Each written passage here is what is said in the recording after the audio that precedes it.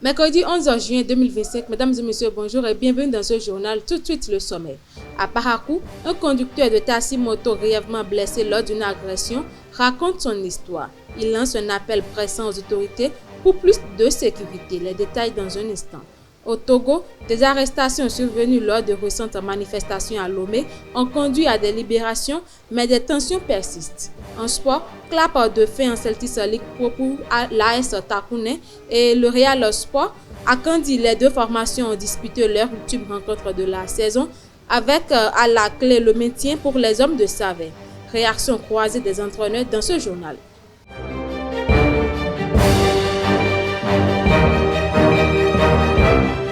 À nouveau, bonjour chers internautes. Victime d'une violente agression alors qu'il exerçait son métier, un conducteur de taxi-moto raconte ce qu'il a vécu. Attaqué par des individus armés, il a été grièvement blessé, mais a réussi à sauver sa moto. Il lance un appel aux autorités pour plus de sécurité. Témoignage recueilli par notre équipe. Mon nom c'est Sagi Bernard, conducteur de taxi-moto à Parakou. J'ai vécu un événement la nuit du 23 avril 2024. C'était une agression entre un client et moi. Donc j'étais en circulation la nuit aux environs de 2 heures. J'ai rencontré un client sur les pavés de Madina qui m'a demandé de lui amener à Gouné. Donc j'ai refusé de l'amener. Le temps qu'il va tourner pour partir, je vois 2 jeunes avec lesquels c'était déjà comploté.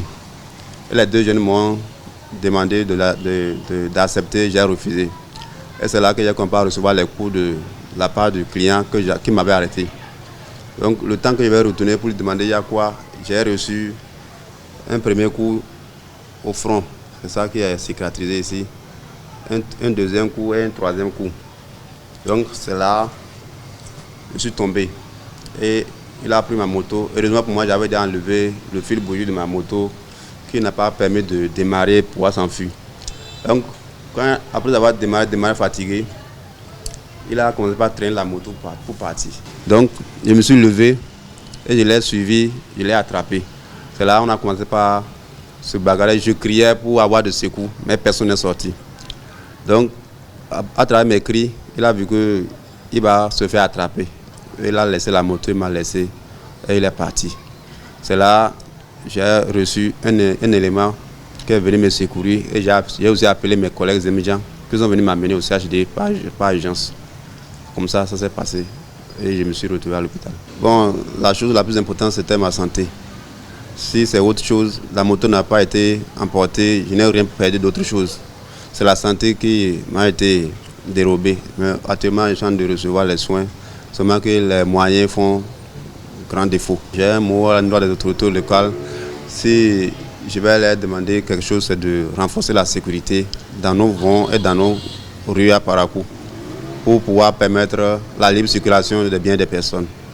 Le président du Conseil économique et social, Conrad Baguidi, a lancé ce jour à Alada la première session extraordinaire du Conseil départemental de l'Atlantique. Cette initiative s'inscrit dans une tournée nationale visant à mieux recueillir les préoccupations des populations sur les tests en vigueur. Le président Baguidi a salué l'engagement des autorités locales et souligné l'importance de ce dialogue pour les réformes à venir. À Diakotome, une femme mère de 7 enfants a grièvement blessé son mari en lui écrasant les testicules dans un contexte de tension conjugale persistante. L'homme a été transporté d'urgence à l'hôpital où son état est jugé préoccupant. Les voisins, alertés par ces cris, ont permis une intervention rapide des secours. Actualité hors de nos frontières, 56 personnes arrêtées lors des mobilisations des 5 et 6 juin à Lomé ont été libérées selon un communiqué lu à la télévision d'État togolaise. Une vingtaine d'autres restent en garde à vue en lien avec des manifestations dénonçant la réforme constitutionnelle et le coût de la vie.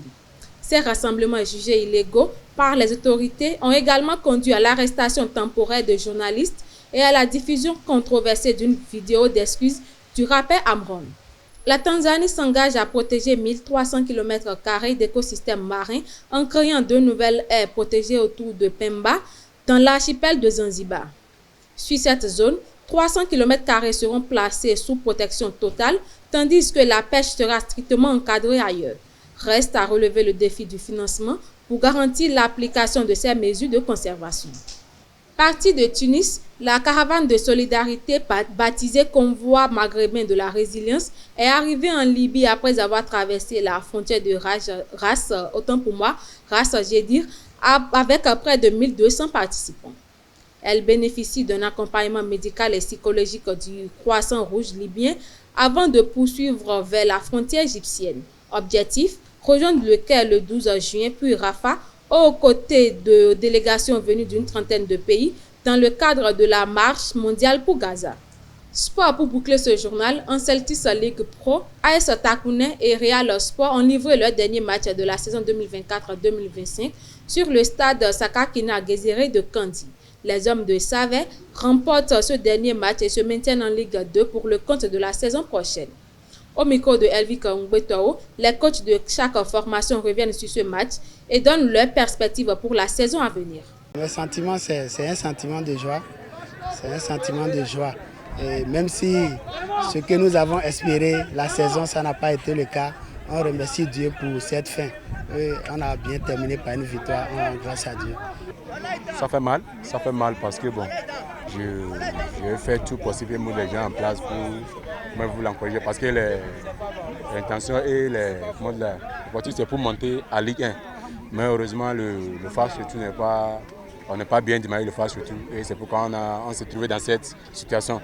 Bon, j'ai vu que bon, au fait, les joueurs ils sont un peu découragés quoi. Ils ont envie de jouer en Ligue 1. Mais je fais tout pour l'encourager, bon, pour gagner le dernier match, pour finir en beauté. Mais heureusement, ça tourne. L'année prochaine, on sera en deuxième division.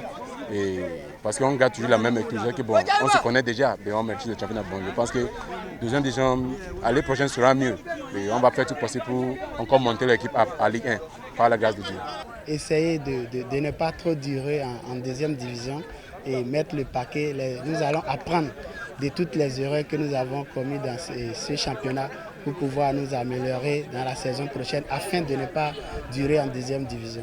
Les Three Lions se sont inclinés 3-1 face au Sénégal mardi soir, malgré une ouverture rapide du score signé Harry Kane, Ismaïla Sarr, Diarra et Sabali ont offert une victoire éclatante aux Lions de la Teranga, qui confirment leur bonne forme. Ce revers fragilise un peu plus l'équipe anglaise de Thomas Tuchel, en manque de repères à l'approche des grandes compétitions. Le Brésil s'est qualifié pour le Mondial 2026 grâce à sa victoire 1-0 contre le Paraguay mardi soir à Sao Paulo. Vinicius Junior a inscrit l'unique but de la rencontre avant de sortir sur blessure, inquiétant son club, le Real Madrid. Ce premier succès de Carlo Ancelotti à la tête de la sélection place les Brésiliens à la 3e place des éliminatoires sud-américains. C'est tout pour ce journal. Merci d'être resté avec nous. À très bientôt.